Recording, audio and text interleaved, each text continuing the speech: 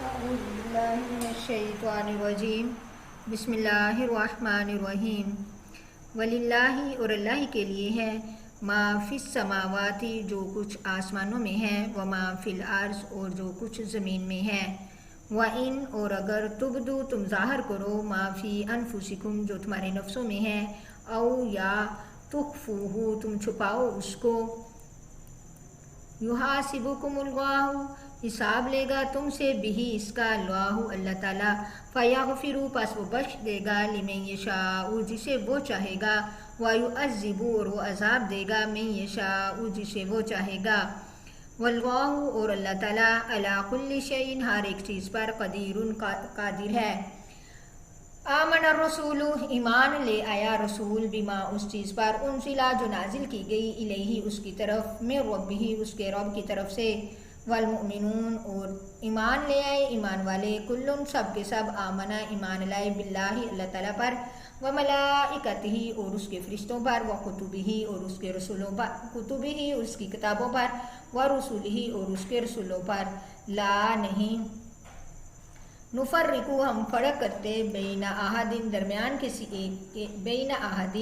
درمیان کسی ایک کے من رسولہ اس کے رسولوں میں سے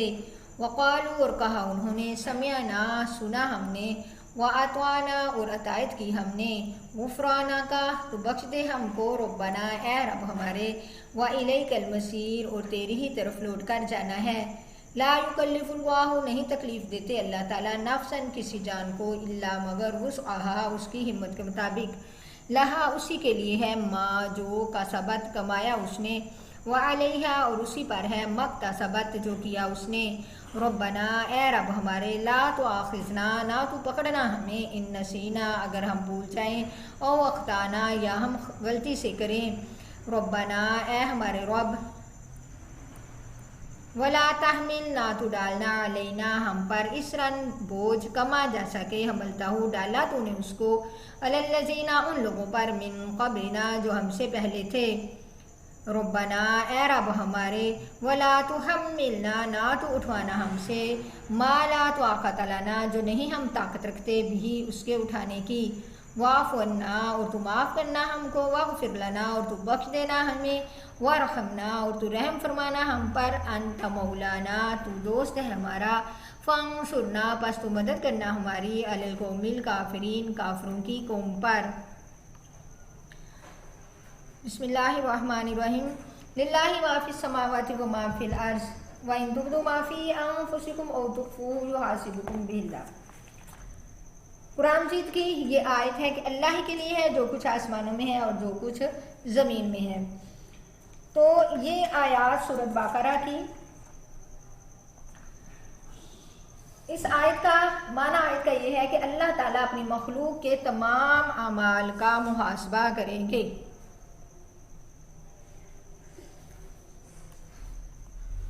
تمام اعمال کا محاسبہ کیا جائے گا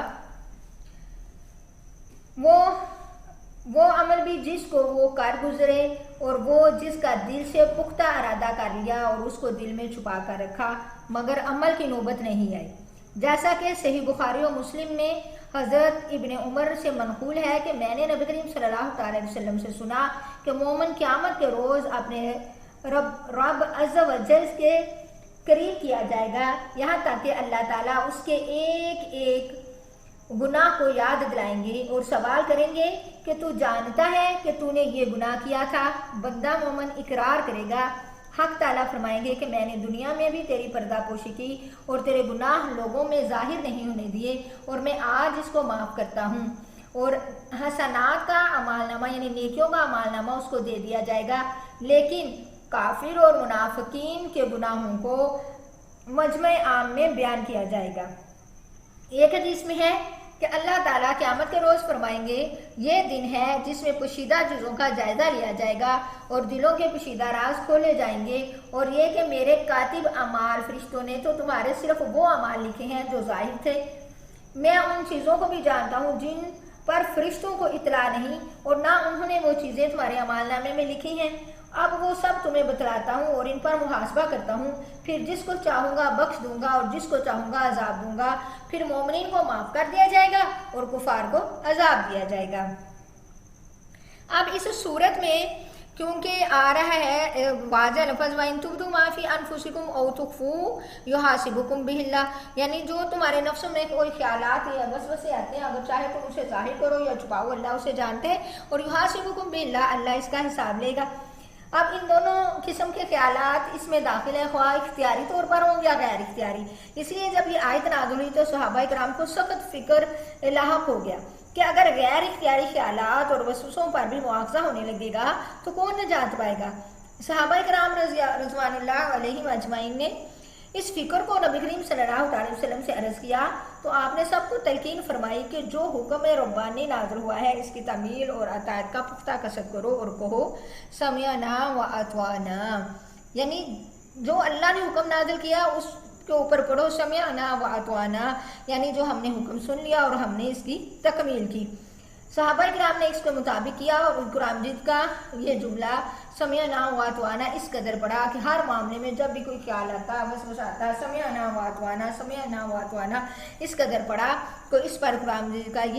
یہ آیت نازل ہوئی لا یکلف اللہ نفسا الا وسعها، یعنی اللہ تعالیٰ کسی شخص کو اس کی قدرت سے زائد تکلیف نہیں دیتا، یعنی جس کا حاصل یہ ہے کہ غیر اختیاری اور وسوسے اور خیالات پر مواخذہ نہیں ہوگا۔ اس پر صحابہ کرام کا اطمینان ہو گیا۔ آگے آمن الرسول، یعنی اللہ نے جو حکم نازل کیا تھا کہ مواخذہ کیا جائے گا اس کو رسول نے بھی مانا، اس چیز کو جو نازل کی گئی اس کی طرف اس کے رب کی طرف سے، اور ایمان والوں نے بھی اس بات کو مانا، سب کے سب ایمان لائے اللہ پر، اس کے فرشتوں پر، اس کی کتابوں پر، اس کے رسولوں پر، اور نہیں فرق کرتے بین احد من رسولی، کہ انہوں نے کہا کہ ہم کسی رسول میں فرق نہیں کریں گے۔ وقالوا، اور انہوں نے کہا، اللہ تعالیٰ کو یہ بات بہت پسند آئی کہ جیسا بھی ان پر عمل نازل کیا گیا انہوں نے کہا چاہے وہ اختیار میں تھا یا غیر اختیاری تھا، انہوں نے کیا کہا سمعنا و اطعنا۔ پہلی امتوں کی طرح نہیں کہا، پہلی امتوں نے کہا تھا سمعنا و عصینا، ہم نے سن لیا اور نافرمانی کی، لیکن ایمان والوں نے کہا سمعنا و اطعنا کہ ہم نے سن لیا اور ہم نے فرما برداری کی۔ غفرانک ربنا، تو بخش دے ہم کو اے رب ہمارے، و الیک المصیر، اور تیری طرف ہی لوٹ کر جانا ہے۔ اس کے جواب میں اللہ تعالیٰ نے یہ آیت نازل کر دی لا یکلف اللہ نفسا الا وسعها لها ما کسبت وعلیہا ما اکتسبت، کہ اللہ تعالیٰ کسی جان کو اس کی ہمت سے زیادہ جو ہے تکلیف نہیں دیتے۔ اب یہ جو آیات ہیں آمن الرسول بما انزل الیہ من ربہ والمؤمنون،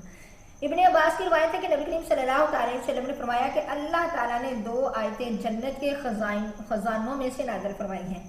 جس کو تمام مخلوق کی پیدائش سے 2000 سال پہلے اللہ تعالیٰ نے خود اپنے ہاتھ سے لکھ رکھا تھا۔ جو شخص ان کو عشاء کی نماز کے بعد پڑھ لے وہ اس کے لیے قیام اللیل یعنی تہجد کی نماز کے قائم مقام ہو جاتی ہیں۔ اور نبی کریم صلی اللہ علیہ وسلم نے فرمایا کہ اللہ نے سورۃ بقرہ کو ان 2 آیات پر ختم فرمایا ہے۔ مجھے اللہ تعالیٰ کے نبی نے فرمایا جو مجھے جنت کے خزانوں سے عطا ہوئی ہیں جو عرش کے نیچے ہے، اس لیے تم خاص طور پر ان آیتوں کو سیکھو، اپنی عورتوں اور بچوں کو سکھاؤ۔ اس لیے نبی کریم حضرت عمر فاروق اعظم اور علی مرتضیٰ رضی اللہ تعالیٰ نے فرمایا کہ ہمارا خیال یہ ہے کہ کوئی آدمی جس کو کچھ ہلکی سی بھی عقل ہے، تھوڑی سی بھی عقل ہو، وہ سورۃ بقرہ کی ان آخری 2 آیات کو پڑھے بغیر نہ سوئے۔ آگے ہے ان آیات کی اتنی فضیلت ہے لہا ما کسبت وعلیہا ما اکتسبت، یعنی انسان کو ثواب بھی اس کام کا ہوتا ہے جو ارادے سے کرتا ہے، نیت سے کرتا ہے، اور عذاب بھی اس کام کا ہوتا ہے جو ارادے سے کرتا ہے۔ لیکن یہ ہے کہ مسلمانوں کے لیے، ایمان والوں کے لیے یہ چیز ہے کہ وہ اگر بلا ارادہ بھی نیکی کریں تو اس کا بھی ان کو ثواب ملے گا۔ ربنا، اے رب ہمارے، ساتھ ہی اللہ تعالیٰ سے یہ دعائیں کی انہوں نے کہ ربنا، اے رب ہمارے، لا تؤاخذنا، نہ تو پکڑنا ہمیں، ان نسینا، اگر ہم بھول جائیں، او اخطانا، یا ہم سے کوئی خطا ہو گئی ہو تو اس پر ہمیں نہ پکڑنا۔ ربنا، اے رب ہمارے، ولا تحمل علینا، نہ تو ڈالنا ہم پر، اسرن، ایسا بوجھ، کما حملتہ، جیسا کہ ڈالا تو نے اس کو ان لوگوں پر جو ہم سے پہلے تھے، یعنی جیسے کہ پہلی قومیں تھی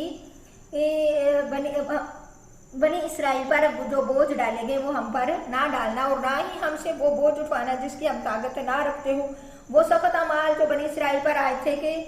کپڑا پانی سے پاک نہ ہوتا بلکہ اس کو کاٹنا یا جلانا پڑتا، قتل کے بغیر توبہ قبول نہ ہوتی، یا مراد ہے کہ دنیا پر ہم پر وہ عذاب نازل نہ کیے جائیں جیسا کہ بنی اسرائیل کے اعمال بد پر کیے گئے تھے۔ اور یہ سب دعائیں اللہ تعالیٰ نے قبول فرمانے کا اظہار بھی آپ صلی اللہ تعالیٰ علیہ وسلم کے ذریعے کر دیا۔ یہ بہت برکت والی آیات ہیں 2 سورۃ بقرہ کی، تو ان کو رات کو عشاء کے نماز کے بعد یا رات کو اپنے بستر پہ لیٹتے ہوئے یہ 2 آیات جو پڑھ کے سوئے اس کو تہجد کی نماز کا ثواب ملتا ہے۔ اور ایک حدیث میں ہے کہ اگر اس انسان نے یہ 2 آیات رات کو پڑھ کے سویا تو اس کی کفایت کے لیے اس کو کافی ہیں۔ سورۃ بقرہ الحمدللہ آج مکمل ہوئی۔ اللہ تعالیٰ مجھے اور آپ کو عمل کرنے کی توفیق عطا فرمائے۔ سورۃ بقرہ کی ایک فضیلت بہت زیادہ ہے کہ جس گھر میں یہ سورۃ بقرہ کی تلاوت کی جائے اس گھر میں کسی قسم کا بھی شیطان داخل نہیں ہوتا، شیطان اس گھر سے کوسوں دور بھاگ جاتا ہے،